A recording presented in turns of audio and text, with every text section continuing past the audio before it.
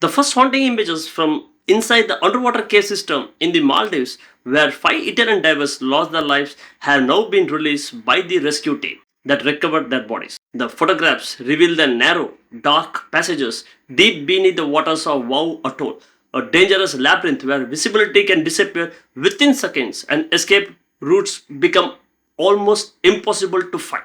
Now let's dig deeper into the story and uncover what really happened on our AI I want you to podcast. picture something for just a second. You're staring at a photograph, but it's not your typical, sun-drenched vacation snapshot. Right, definitely not. Yeah, it is almost entirely pitch black. Yeah. And cutting through that darkness is just this harsh, incredibly narrow beam of a diver's flashlight. Just that one single beam of light. Exactly. And floating in that beam, just suspended all around, are these thick, hazy clouds of what basically looks like underwater smoke. Which is disturbed coral sediment. Yeah. These are the chilling first images released from inside the Thinwana Kondu cave system. This is deep beneath the waters of the Vavu Atoll in the Maldives. Right. They were captured by a Finnish rescue diver. His name is Sami Pakarinen, and honestly, looking at them, you can almost physically feel the claustrophobia setting in. Oh, absolutely. It's suffocating. You are looking at a place where the entire concept of like a quick escape simply does not exist. And, those floating clouds of sediment tell a terrifying story all on their own. I mean, in an enclosed underwater labyrinth, suspended particles mean visibility can drop from crystal clear to absolute zero in a matter of seconds. Literally seconds. Right. And when you lose visibility in a space that tight, the human brain just loses its ability to orient up from down. You lose your way out almost instantly. Which is just terrifying. Yeah. And that terrifying loss of orientation is the central tragedy we are looking at today, because on May 14, five highly experienced Italian scuba divers entered that cave system, which, by the way, sits about 100 kilometers south of Male, the capital of the Maldives, and they vanished. Just completely disappeared. It has now become one of the deadliest diving accidents in the entire history of the Maldives. So today's deep dive is going to look at the anatomy of this disaster. We're pulling from the official reports from the rescue teams, analysis from the Divers Alert Network Europe, also known as Dan Europe, and the ongoing investigations to understand exactly how this happened. It's a really complex puzzle. It really is. Yeah. Okay, let's unpack this. How do five trained professionals disappear so completely in a single dive? It honestly leaves me astonished. Well, the margin of error vanishes faster than people realize when you're operating in an extreme enclosed environment. The rules of physics and biology fundamentally change the deeper you go underground and underwater. Right. A tiny miscalculation or just a momentary loss of bearings or a sudden change in the water current, it all compounds instantly. Yeah. So let's start with how the rescuers actually managed to find these divers in all that darkness. Because understanding where they were found tells us so much about the physical layout of the cave that trapped them. It does, and the recovery was, it was incredibly grim. Yeah. One diver, an instructor named Gianluca Benedetti, was found relatively early on near the entrance of the cave. But it took specialist Finnish and Maldivian rescue teams several excruciating days to locate the other four. And the conditions those rescuers faced were just brutal. Patrick Gronfist, who was one of the specialized divers on a recovery mission, described having to track incredibly faint traces along the seabed. Just looking for tiny disturbances in the sand. Exactly. And they finally found the remaining four bodies at a staggering depth of 165 feet. 165 feet. Wow. Yeah.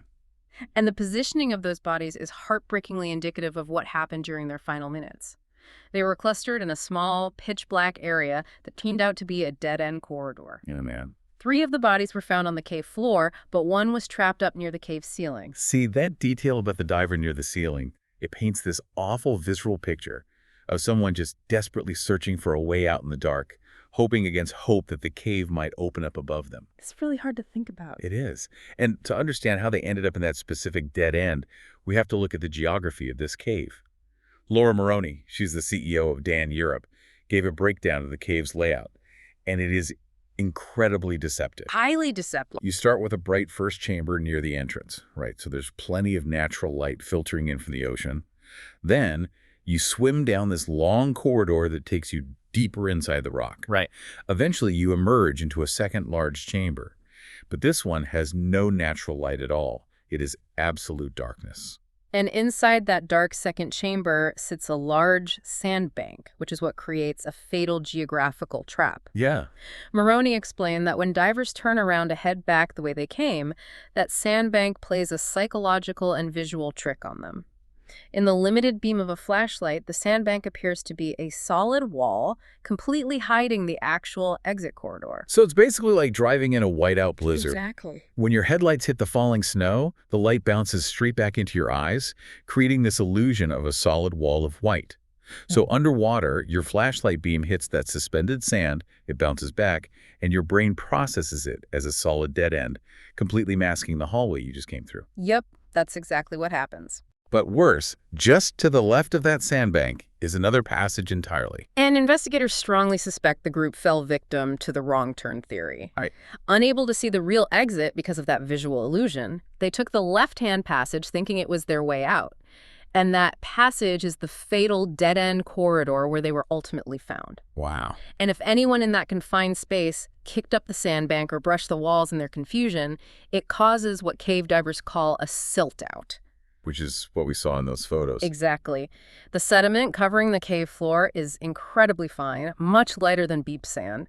When disturbed, it hangs in the water rather than settling back down, instantly creating near-zero visibility. Okay, I have to jump in and push back on this on behalf of the listener, because the natural human instinct when you are underwater and you get lost is pretty straightforward. Like, wait, if you get lost underwater, shouldn't you just float up to the surface? You cannot make a direct emergency ascent in a cave. Yeah. You are operating under what divers call a hard ceiling. A hard seal. Right. There are thousands of tons of solid rock between you and the surface. You have to swim horizontally, navigating back through the maze, before you can even begin to swim vertically. Right, you have to go out the way you came in. Exactly. And when a sudden silt-out happens and you are plunged into utter darkness under a hard ceiling, your spatial awareness is stripped away. You don't know up from down, let alone left from right. Being lost under a hard ceiling turns a simple wrong turn into an immediate life-threatening emergency. So getting lost in a cave is obviously a massive navigational failure. But whether you survive that failure depends entirely on how much time your life support gives you to fix it. Precisely. Let's look at what they were breathing. Here's where it gets really interesting, or, well, maybe deeply concerning is a better way to put it. The investigation found a massive equipment mismatch. Yeah, this is a huge factor. This group was diving with standard recreational tanks. They were not using specialized deep cave breathing setups. Which is critical because the Maldives officially restricts recreational diving to a maximum depth of 98 feet.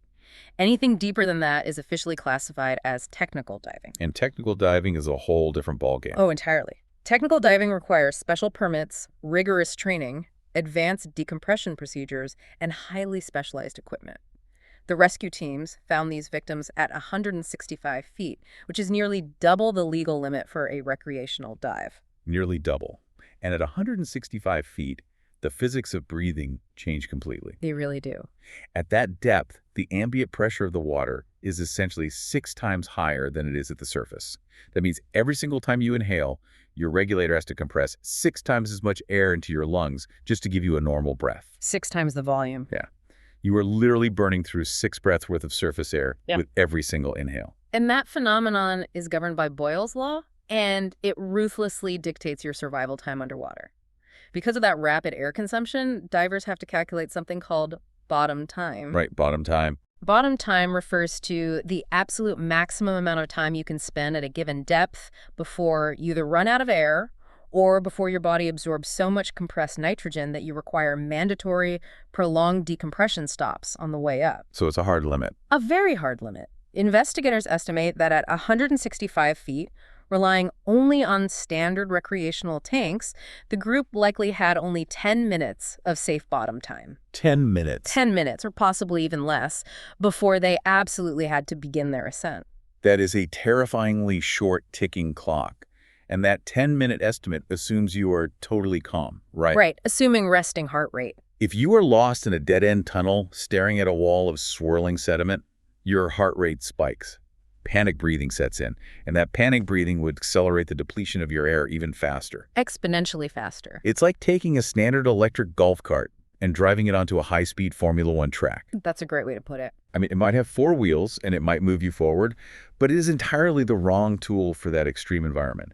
And its battery is going to drain almost instantly when pushed to those limits. And the gear they had left them completely exposed to those extreme limits. Sami Pakarinen, the rescue diver who took the photographs, noted that they lacked all the fundamental technical caving gear. None of it. None.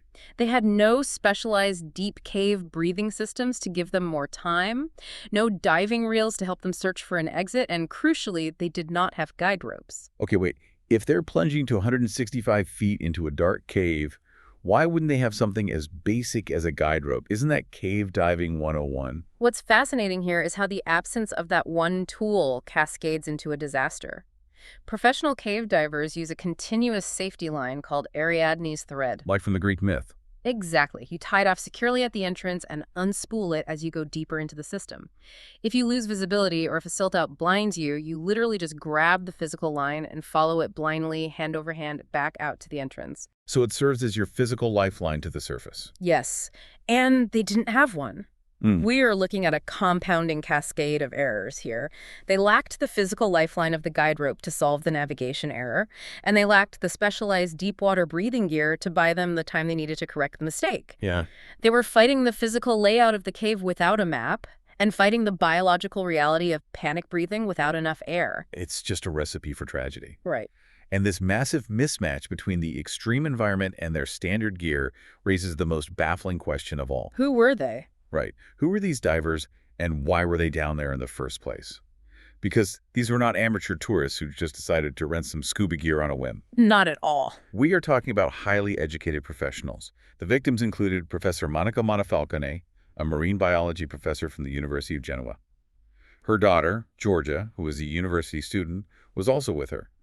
There was Muriel Odanino, a research fellow, and Federico Gualtieri, a recent graduate. A whole academic team. Exactly. They were in the Maldives, specifically researching the effects of climate change on marine biodiversity. And the fifth victim, Gianluca Benedetti, whose body was found near the entrance, was an active diving instructor and the operations manager for the boat. Right. So on paper, you have a group that possesses an immense amount of theoretical and practical knowledge about the ocean ecosystem. And Professor Monfalcone's husband, Carlos Samacal, has been incredibly vocal in defending his wife's expertise. He points out that she was deeply cautious by nature. She had around 5,000 dives under her belt. 5,000. That's a lifetime of experience. 5,000. He spoke to the Italian media and said there is absolutely no way she would knowingly place her own daughter's life or the lives of her junior colleagues at risk by doing something reckless. His direct quote was, "Something must have happened down there." And his defense highlights a massive conflicting narrative driving this investigation, because on the other side of that narrative, you have the Italian tour operator Albatross Top Boat. Yeah. Their lawyer, Orietta Stella, has categorically denied that the company authorized a cave dive to nearly 200 feet. The official stance of the tour operator is that this was scheduled to be a normal coral research dive strictly at standard recreational depths. Right, under that 98-foot limit. Exactly. The boat operator claims the divers were explicitly warned about the local 98-foot depth restrictions before they ever rolled off the side of the boat. So you have the tour operator saying, "We told them the limits, they went rogue," and the grieving husband saying, "My wife was a master diver who wouldn't break the rules with her daughter's life on the line." That's a stark contradiction. It really is. And I was reading about this Venturi effect theory investigators are looking into, which from my understanding is basically a fluid dynamics bottleneck.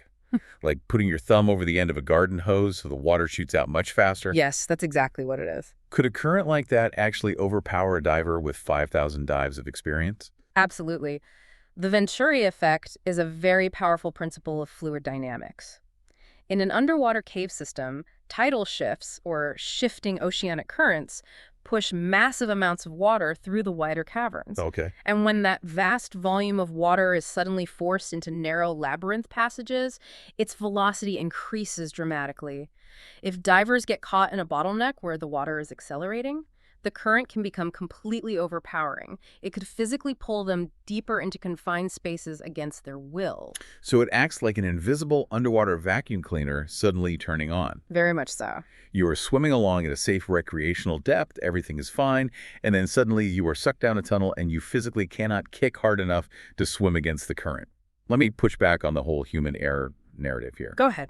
With 5,000 dives under her belt, is it possible this wasn't a reckless mistake at all, but that the environment literally overpowered their expertise? Like they didn't intentionally swim to 165 feet, they were dragged there. If we connect this to the bigger picture, highly experienced professionals possess a deep, ingrained understanding of their limits. A marine biologist with 5,000 dives knows exactly what Boyle's law does to air consumption at 165 feet on a recreational tank. Right, she would know that instinctively. So she would. Yeah. The idea that she would voluntarily guide her daughter down into that environment without specialized gear defies logic.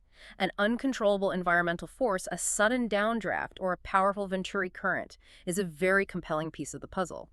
It would perfectly explain how they ended up so deep, so fast, without the requisite equipment. It makes so much sense, and there is a tragic footnote to this that really underscores just how dangerous this specific cave is, regardless of your intent or training. Yeah, this part is awful.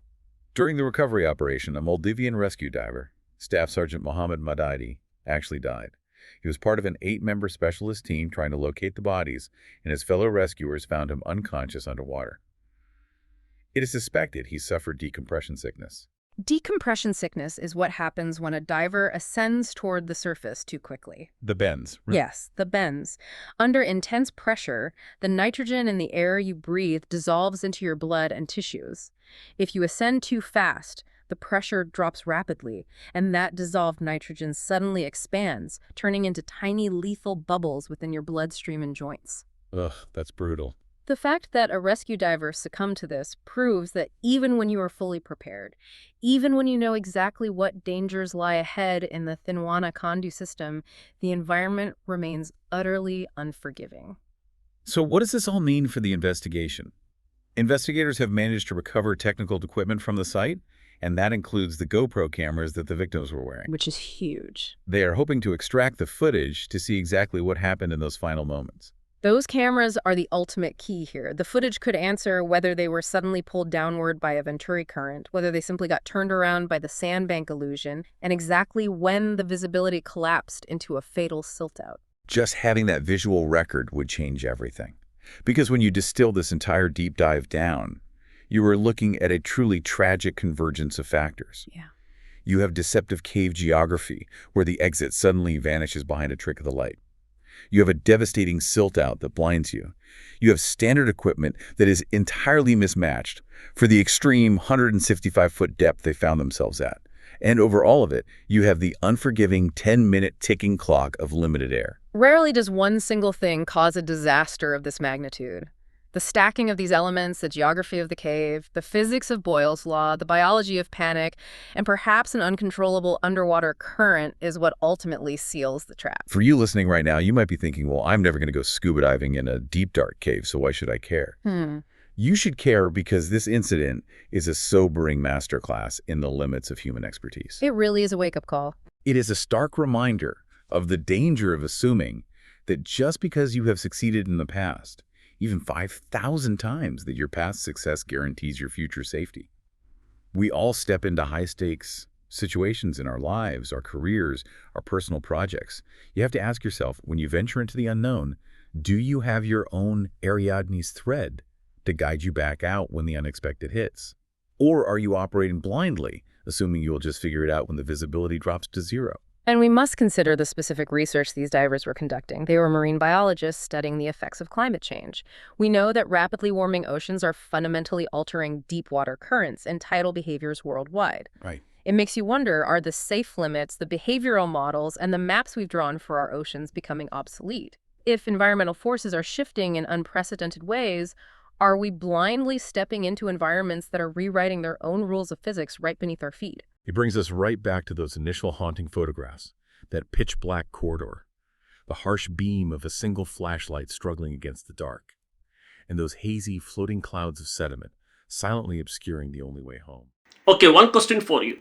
Did the Italian divers knowingly violate Maldives' diving depth regulations, or were they pulled deeper into the cave system by unexpected underwater currents and poor visibility? Don't forget to comment it. Thanks.